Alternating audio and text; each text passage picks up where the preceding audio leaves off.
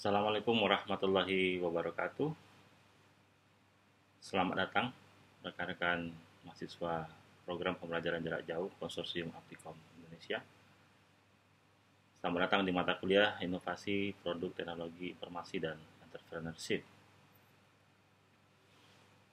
Perkenalkan, nama saya Ahmad Lutfi. Saya adalah asisten profesor pada mata kuliah Inovasi Teknologi Informasi dan Entrepreneurship yang diampuh oleh Profesor Dr. Muhammad Suyanto MM.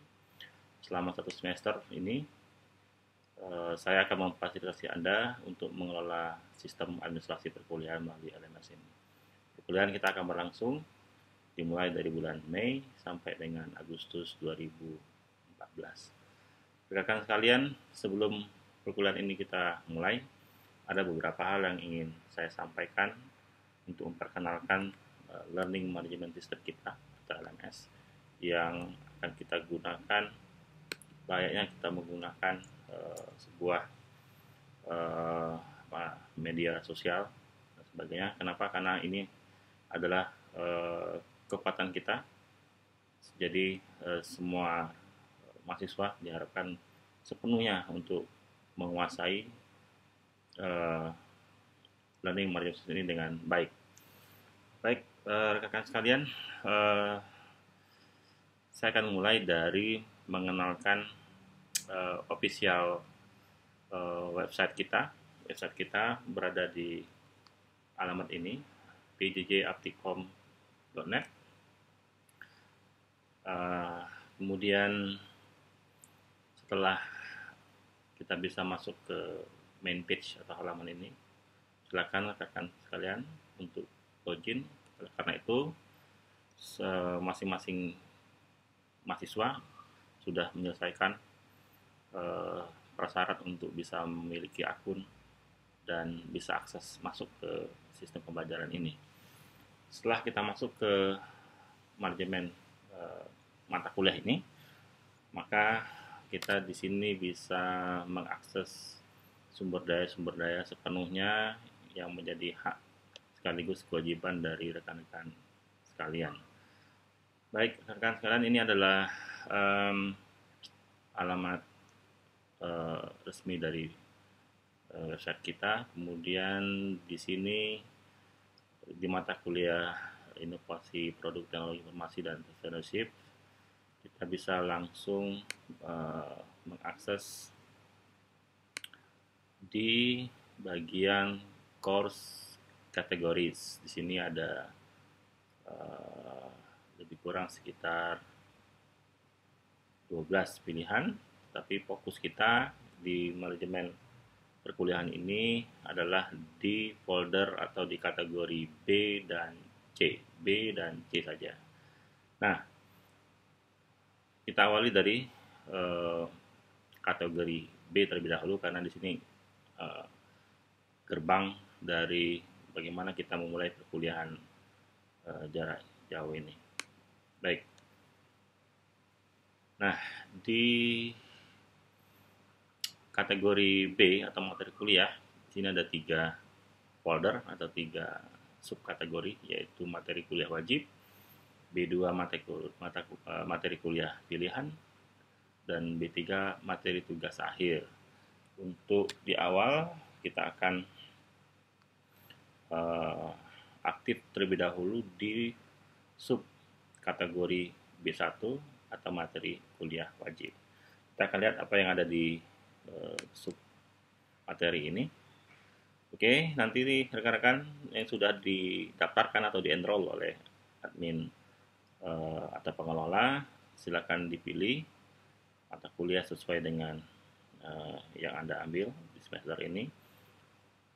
Ini mata kuliah kita, Inovasi Produk Teknologi Informasi, atau nanti disingkat dengan IPTI A, ya. Di sini. Oke, lalu kita masuk ke sini. Ya. Nah, di kategori ini kita akan melihat bagaimana semua resources atau sumber daya yang bisa Anda akses di sini. mulai dari deskripsi mata kuliah, capaian pembelajaran, rancangan pembelajaran, penilaian dan evaluasi, profil dosennya, kemudian referensi mata kuliah serta pokok bahasan. Ya, akan kita coba bahasan satu persatu. Yang pertama, pengantar mata kuliah, ya. Sebagai pembuka bagaimana mata kuliah ini dan urgensinya kenapa mata kuliah ini muncul di sistem pembelajaran ini. Kemudian kita langsung ke deskripsi mata kuliah. Nah, hal yang cukup penting adalah di sub capaian pembelajaran. Ini penting karena setiap materi itu akan didesain atau sudah didesain bagaimana setiap materi itu mempunyai capaian. Jadi apa yang disampaikan baik itu perkuliahan sinkronos maupun yang sifatnya tugas dan sebagainya itu harus mempunyai tujuan yang jelas. Oke. Selanjutnya terlihat di rancangan pembelajaran secara umum kira-kira begini peta atau roadmap dari mata kuliah ini. Ya. Susunannya sudah sesuai dengan silabus dan course outline kita.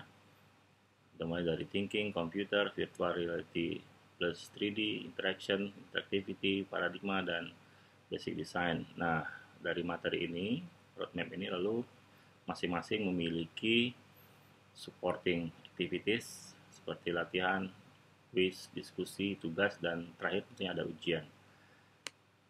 Rekan-rekan juga bisa melihat bagaimana sistem penilaian dan evaluasi bobot tertinggi tetap ada di ujian akhir semester, UTS, quiz per pokok bahasan itu 15%. Mohon diperhatikan ini nanti kami para asisten profesor juga harus tetap konsisten dengan apa yang sudah dipublikasikan masalah persentase penilaian dan evaluasi. Bagian bawah, rekan-rekan juga bisa melihat profil dosen. Ini dosen pengampu kita, Profesor Dr. M. Sianto. Bisa Anda baca profil beliau. Kemudian referensi mata kuliah. Nah, ini adalah bagian yang bisa Anda akses dengan bebas. Pun juga Anda bisa mengunduh semua materi yang ada di sini dalam format PDF. Dan ini adalah baru sebagian tentunya materi yang bisa diunggah, nanti akan terus bertambah. Oke, masing-masing materi ini sudah kita bagi per pokok bahasan. Nah, setiap pokok bahasan seperti yang saya sampaikan sebelumnya itu punya capaian pembelajaran. Jadi nanti jika ada capaian pembelajaran ini yang belum terpenuhi baik itu dari terutama di bagian asinkronos ya, materi-materi yang belum tersirat atau tertulis di materi. Nah, nanti bisa Anda sampaikan di sinkronos ketika Anda bisa berkuliah tatap muka langsung lewat teknologi VNet ke Profesor Sianto. Oke, pokok bahasan 3 dan seterusnya sampai pokok bahasan ke-8. Nah, yang lain-lain nanti ini adalah informasi tambahan. Survei, kontak informasi, dan sebagainya. Baik, lebih kurang itu dari subkategori materi kuliah. Lalu kita coba masuk ke subkategori berikutnya, yaitu berada di kategori C, perkuliahan. Ya, nah berbeda dengan kategori sebelumnya. Yang B itu adalah lebih bersifat satu arah saja, karena itu mahasiswa hanya bisa mengakses resources atau sumber daya pembelajaran yang ada. Sementara kalau di kategori C ini adalah kunci dari interaktivitas kita antara dosen, asisten dosen, serta mahasiswa. Sama seperti yang tadi, ada 3 subkategori: perkuliahan wajib, perkuliahan pilihan, dan pelaksanaan tugas akhir. Oke, kita fokus di C1, perkuliahan wajib. Kita lihat di sini ada apa sumber daya yang bisa kita akses. Sama seperti tadi.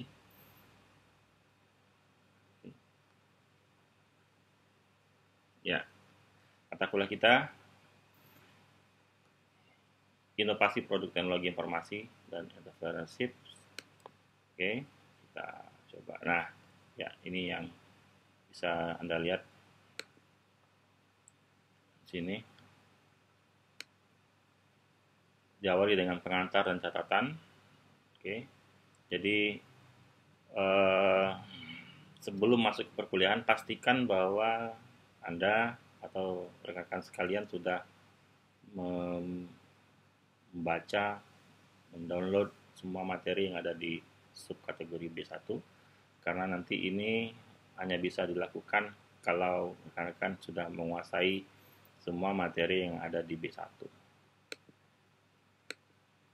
Oke, diskusi. Nah, diskusi ini sifatnya individual. Jadi nanti di sini ada beberapa kasus, katakanlah, atau wacana atau pemikiran yang membutuhkan sebuah solusi atau problem solving. Silakan Anda baca masing-masing diskusi. Di sini ada 10 diskusi, ya. Nah, sebelum membaca tugasnya, tolong dibaca petunjuknya dulu, ya, atau directionnya. Ini di atas mengatakan pilih dan jawablah minimal 8 ya. Berarti boleh lebih, tidak boleh kurang dari 10 pertanyaan diskusi berikut. Oke. Nah, diskusi itu dikasih batas waktu untuk submit diskusi ini paling lambat 15 Agustus 2014. Nanti akan saya jelaskan di fungsi kalender bagaimana Anda harus mewaspadai, katakanlah itu, atau mungkin juga harus fokus di kalender karena itu akan menjadi reminder Anda kapan batas waktu masing-masing tugas, kuis, dan sebagainya. Berikutnya ada tugas. Ini ada satu tugas. Tugas ini batas akhirnya adalah 24 Juni 2014. Kuis, masing-masing kuis sudah disiapkan. Anda tinggal mengakses saja. Kemudian yang terakhir ujian. Baik, saya akan coba jelaskan atau coba kita masuk ke salah satu sub dari masing-masing kategori ini. Misalkan diskusi yang ini tadi, ya. Oke, di sini Anda diminta untuk memberikan pandangan tentang sebuah tema atau katakanlah sebuah isu, ya.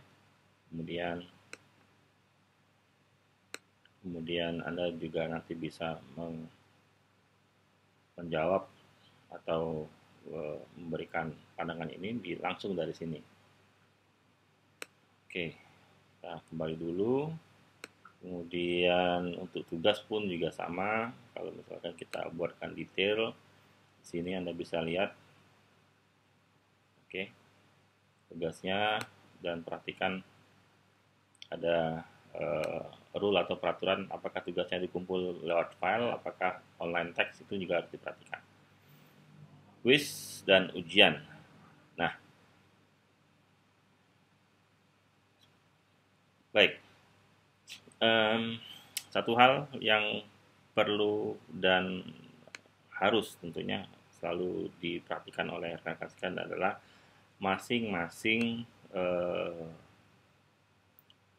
perkuliahan, baik itu diskusi, tugas, kemudian kuis, ataupun ujian, itu punya tanggal dimulai dan tanggal berakhir. Oleh karena itu, tolong diperhatikan dengan seksama, perhatikan dengan cermat, terutama untuk tanggal lahir. Salah satu cara untuk melihat tanggal lahir dari sebuah aktivitas yang perlu untuk kita ingat adalah melalui fasilitas kalender. Nah, di sini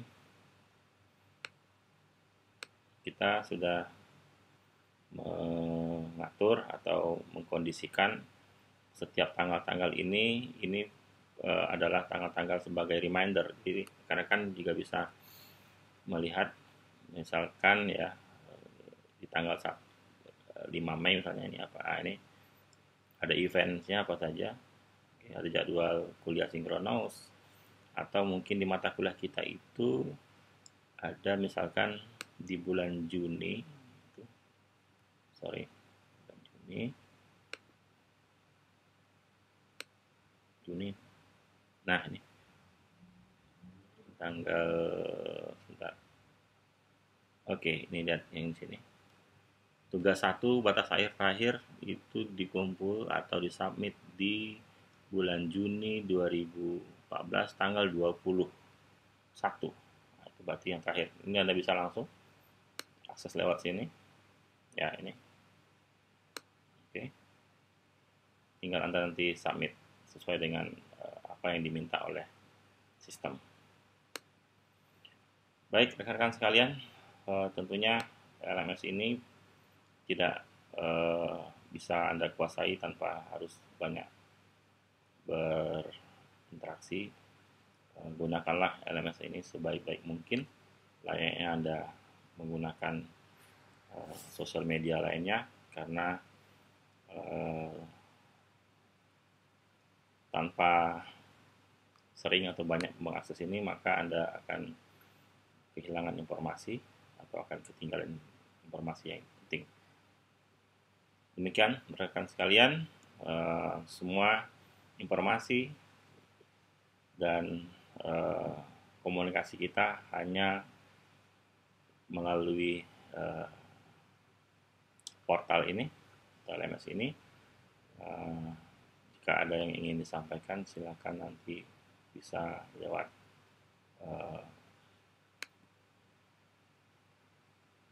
media yang sudah ditentukan oleh sebelumnya. Demikian rekan-rekan sekalian, terima kasih atas segala perhatiannya. Sampai ketemu di sesi yang berikutnya. Assalamualaikum warahmatullahi wabarakatuh.